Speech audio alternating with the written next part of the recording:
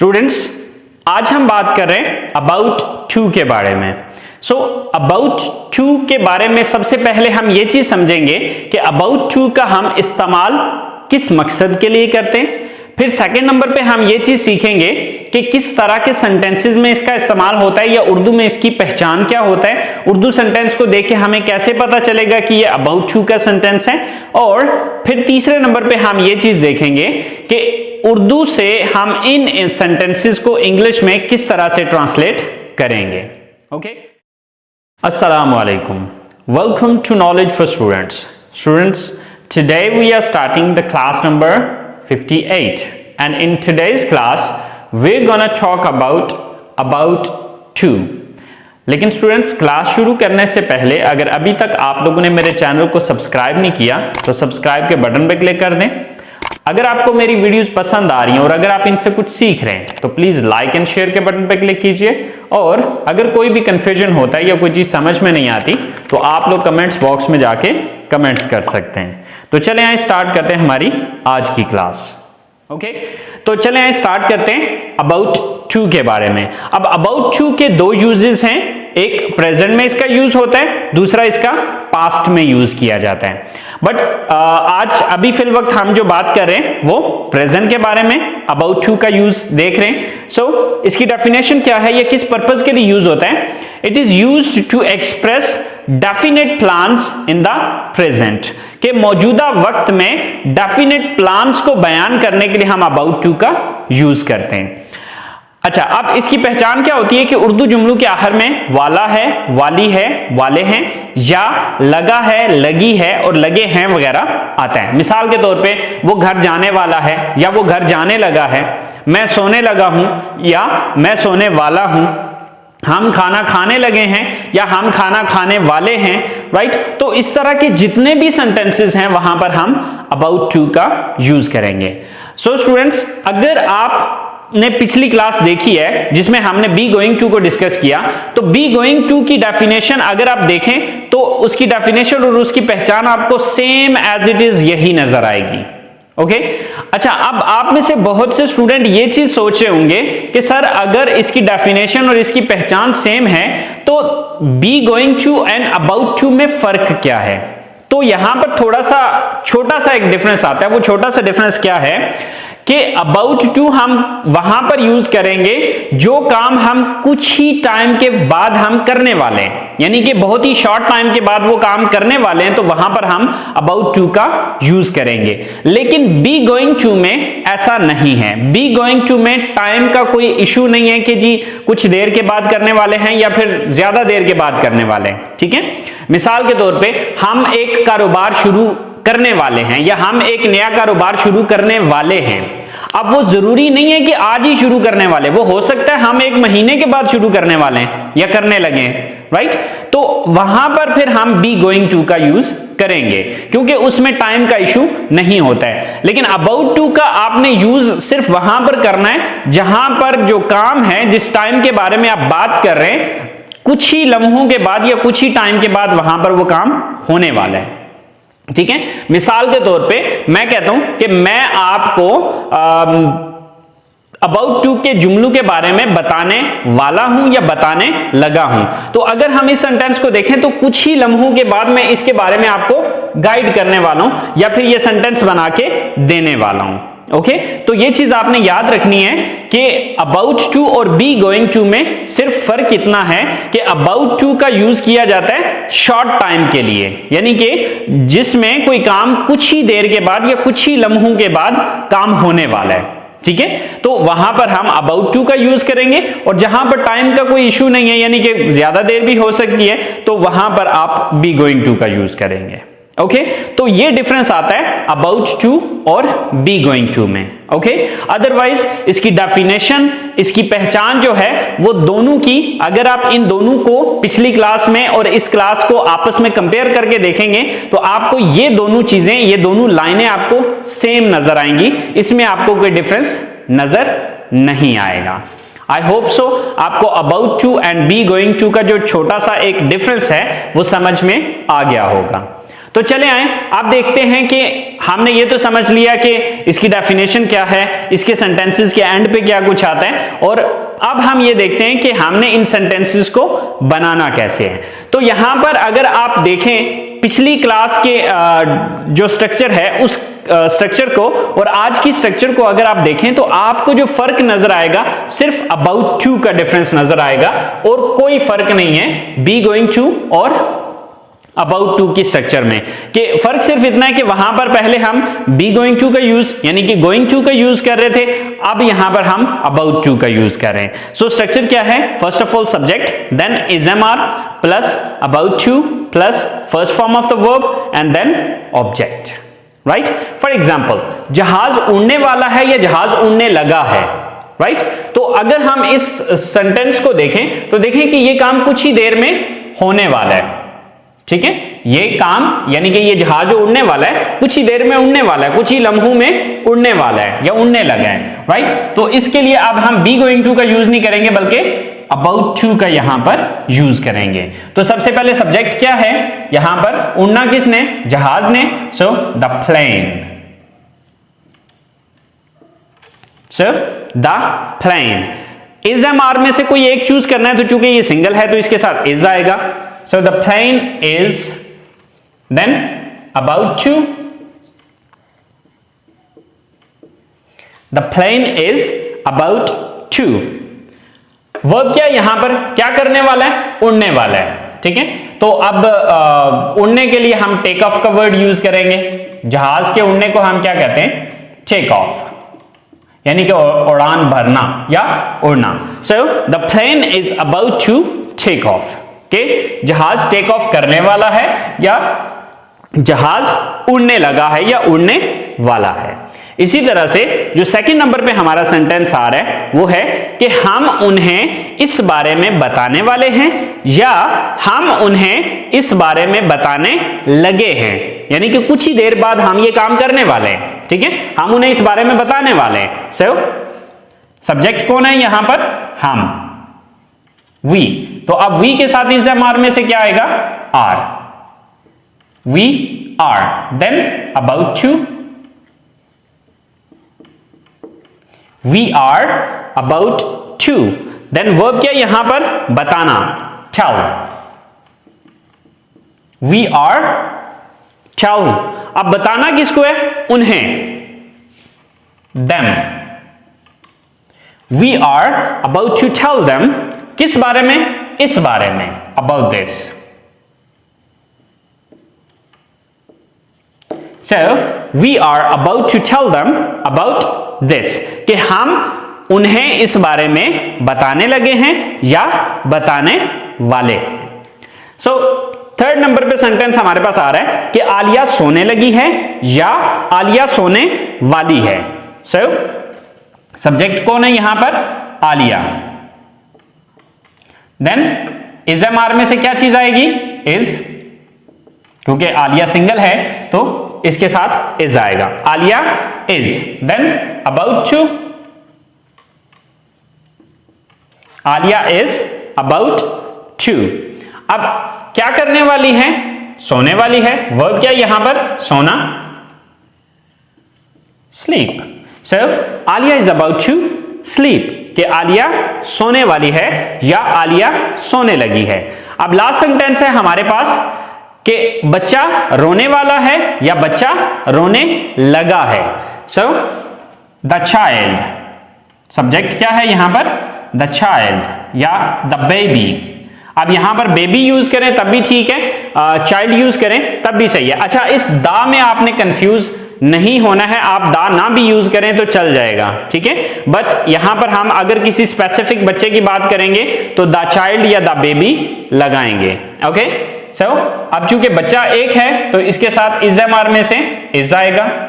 So the child is, then about to, then verb क्या यहां पर? रोना, cry। So the child is about to cry, कि बच्चा रोने लगा है या बच्चा रोने वाला है। ओके, सो स्टूडेंट्स ये यूज है हमारा अबाउट टू का प्रेजेंट में, ये हैं इसके पॉजिटिव सेंटेंसेस। अब अगर आपने इसके नेगेटिव सेंटेंसेस बनाने हैं सो वो कोई डिफिकल्ट नहीं है, बिल्कुल वैसे ही जिस तरह कि हमने पिछली क्लास में बी गोइंग टू को देखा था कि बी गोइंग टू में हमने क्या देखा था कि इज एम आर के बाद हमने नेगेटिव बनाने के लिए नॉट लगाया था। तो यहां पर भी हम बिल्कुल सेम टू सेम वही चीज अप्लाई करने जा रहे हैं कि जब हम इसका नेगेटिव सेंटेंस बनाएंगे तो हम नेगेटिव बनाने के लिए क्या करेंगे, इज एम आर के बाद नॉट लगा देंगे।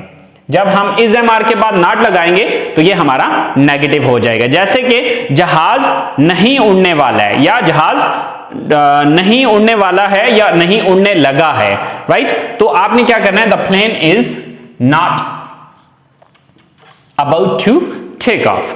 हम उन्हें इस बारे में नहीं बताने वाले हैं या नहीं बताने लगे। So we are not about to tell them about this, right.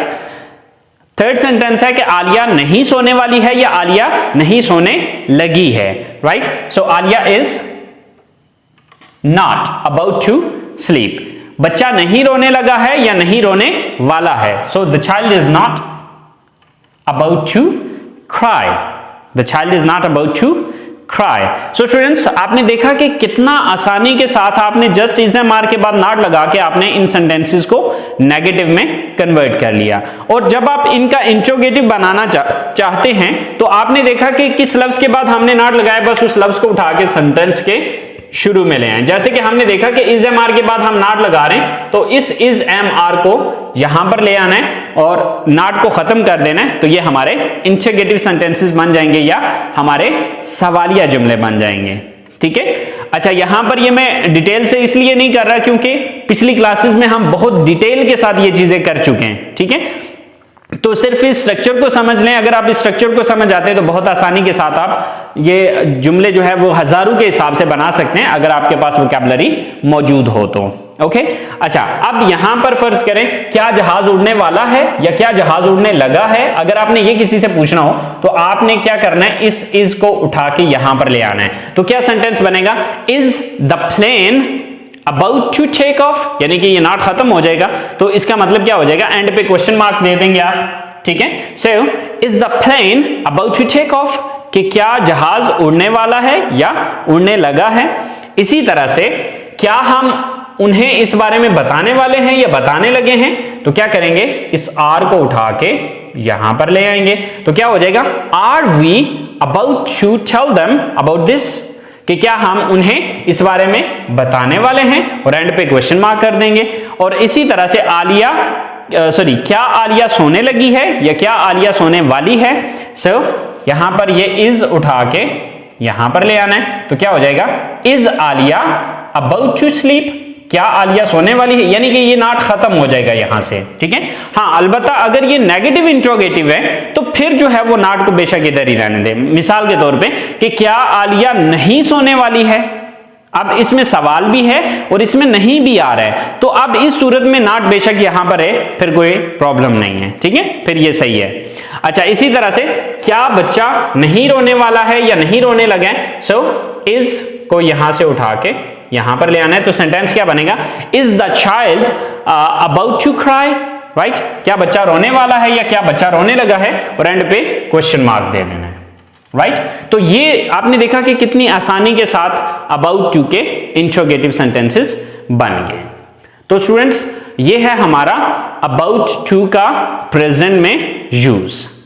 तो आई होप सो आपको ये चीज समझ में आ गई होगी। अब हम जरा बात कर लेते हैं अबाउट टू का यूज पास्ट में, कि अबाउट टू का हम पास्ट में किस तरह से यूज करते हैं। Okay, so about to in past, के पास्ट में अबाउट टू का यूज कैसे किया जाता है। अब अगर आप इसकी डेफिनेशन लिखें तो सिंपल जो चेंज आएगा, सिर्फ प्रेजेंट की जगह पास्ट लिखा जाएगा, बाकी सारे की सारी डेफिनेशन यही रहेगी। क्या होगा कि it is used to express definite plans in the past, कि गुजरे हुए वक्त में डेफिनेट प्लान्स को बयान करने के लिए हम अबाउट टू का इस्तेमाल करेंगे। ओके, उर्दू जुमलों में क्या होगा कि उर्दू जुमलों के आखिर में क्या आ जाएगा, वाला था, वाली थी, वाले थे, या लगा था, लगी थी और लगे थे वगैरह आ जाएगा। यानी कि जहां पर है आ रहा है वहां पर था कर दिया, जहां पर वाली है आ रहा है वहां पर वाली थी कर दिया, जहां पर वाले हैं आ रहा है वहां पर वाले थे कर दिया, और जहां पर लगा था यानी कि लगा है वहां पर लगा था, तो यानी कि था थी थे का चेंज आया है और कोई लंबी चौड़ी कहानी नहीं है। यानी कि मैं ये काम करने लगा था या मैं ये काम करने वाला था। इसी तरह से हम कहते हैं कि जहाज उड़ने वाला था या जहाज उड़ने लगा था, हम उन्हें इस बारे में बताने लगे थे या बताने वाले थे। आलिया सोने वाली थी या आलिया सोने लगी थी, या बच्चा रोने वाला था या बच्चा रोने लगा था। तो यानी कि ये जो सारे सेंटेंसेस है ये क्या हो गया, हमारे पास्ट के बन गए। ठीक है, तो ये क्या हो जाएगा, यहां पर भी हम अबाउट टू का यूज करेंगे, लेकिन जब हम इसको इंग्लिश में ट्रांसलेट करेंगे तो फर्क क्या आएगा कि इज एम आर चूंकि फर्स्ट फॉर्म है तो इसको हम प्रेजेंट में यूज कर रहे हैं, तो इसको जब हम पास्ट में यूज करेंगे तो इज एम आर की सेकंड फॉर्म यूज करेंगे, क्योंकि आपको पता है कि पास्ट में हमेशा सेकंड फॉर्म यूज होती है। ठीक है, तो यहां पर हम इज एम आर को हटा के इसकी जगह पे वाज और वर लगाएंगे। ठीक है, वाज और वर लगा देंगे, वाज और वर। ठीक है, तो इज एम आर को हटाना है और इसकी जगह पे आपने वाज वर यूज कर लेना है। बाकी और कोई चेंज नहीं है, कोई लंबी चौड़ी तफसील नहीं है इसकी। ठीक है, बाकी सारे का सारा सेम टू सेम यही रहेगा जो कि हम पिछली क्लासेस में पिछली क्लास में या पिछले सेंटेंसेस में देख चुके हैं। ठीक है, जैसे कि जहाज उड़ने वाला है, the plane is about to take off, लेकिन जहाज उड़ने वाला था, अगर था करते हैं तो इस इज को हटा के इसकी जगह पे हम लगा देंगे वाज। आपको ये तो पता है कि किसके साथ वाज यूज करना है और किसके साथ वर यूज करना है। ठीक है, so the plane was about to take off, not यहां पर तब लगाना है कि जब नेगेटिव बनाएंगे तो। ठीक है, so the plane was about to take off, के जहाज उड़ने वाला था। इसी तरह से हम उन्हें इस बारे में बताने वाले थे तो आर को हटाना है और इसकी जगह वर लगा देना है। ठीक है, we were about to tell them about this, और अगर नेगेटिव बनाना है तो फिर नॉट को रहने दे, अगर सिर्फ पॉजिटिव है तो इस नॉट को हटा देना है। तो we were about to tell them about this, के हम उन्हें इस बारे में बताने वाले थे। इसी तरह से Alia is about to sleep, so Alia was about to sleep, Alia was about to sleep. इसी तरह से द चाइल्ड इज, तो चाइल्ड वाज हो जाएगा। So the child was about to cry, कि बच्चा रोने वाला था। तो आपने देखा कि हमने इसको पास्ट में सिर्फ वाज वर लगा देने से ये पास्ट में कन्वर्ट हो गया। अब इसको नेगेटिव बनाना है तो बिल्कुल वैसे ही जिस तरह हमने इज एम आर के बाद नॉट लगाया था, यहां पर वाज वर के बाद नॉट लगा देंगे, यानी कि ये ऑलरेडी नेगेटिव में बने हुए हैं, समझ लें। The plane was not about to take off, कि जहाज नहीं उड़ने वाला था। We were not about to tell them about this, हम उन्हें इस बारे में नहीं बताने वाले थे। Alia was not about to sleep, Alia नहीं सोने वाली थी। And the child was not about to cry, बच्चा नहीं रोने वाला था। तो देखें कोई इसमें इस तरह की कोई चीज नहीं है कि जो कंफ्यूज करने वाली हो। ठीक है, तो इसलिए मैंने अलग से सेंटेंसेस नहीं बनाए, जस्ट जो वर्ड चेंज होता है सिर्फ वो वर्ड चेंज करके आपको समझा दिया। अच्छा, अब आपने इंट्रोगेटिव बनाने तो उसी तरह से यहां से वाज शुरू में आ जाएगा, यहां पर वर शुरू में आ जाएगा, यहां पर भी वाज शुरू में आ जाएगा और यहां पर भी वाज शुरू में आ जाएगा। तो ये हमारे अबाउट टू के इंट्रोगेटिव सेंटेंसेस बन जाएंगे। आई होप सो आपको ये बात समझ आ चुकी होगी। फिर भी अगर कोई चीज नहीं समझ आई है या कोई चीज आपको कंफ्यूज कर रही है तो प्लीज आप लोग कमेंट्स बॉक्स में जाके जरूर बताइएगा। मैं इंशाल्लाह आपका जो भी कंफ्यूजन हुआ क्लियर करूंगा। और अगर आप कहते हैं कि जी पास्ट को सेपरेट सेंटेंसेस बना के समझाया जाए तो वो भी आप मुझे इन्फॉर्म कीजिएगा कमेंट्स में। मैं इंशाल्लाह अगर आप वैसा चाहते हैं तो मैं वैसा भी कर दूंगा। तो नेक्स्ट क्लास तक के लिए मुझे इजाजत दीजिए, दुआओं में याद रखिएगा। अल्लाह हाफिज।